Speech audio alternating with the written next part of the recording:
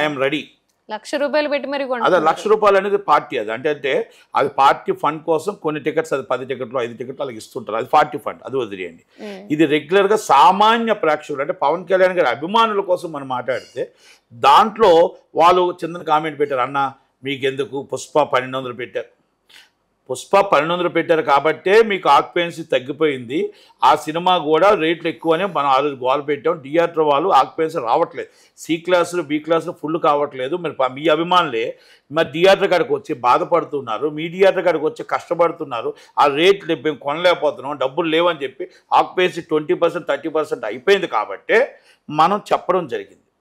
దానికి కొంతమంది కామెంట్స్ పెట్టారు ఏమని, అన్నా మేము ₹1,200 కొంటాం, 12,000 కొంటాం, మా హీరో కోసం 10,000 కొంటాం, అప్పులు చేసినా కొంటాం, మా ఆస్తులు అమ్మేనా కొంటాం అంటే అంత సరదా మీకుంటప్పుడు నో ప్రాబ్లం.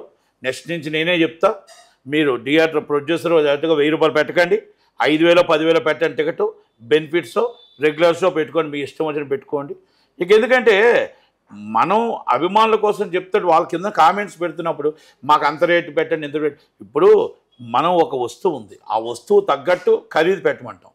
ఒక సబ్బు ఉంది, ఆ సబ్బుకి మనం ₹10 తయారైతే ₹11 ₹12 పెట్టాలి. ఆ ₹10 సబ్బుని ₹100 పెడితే బాగుంటుందా?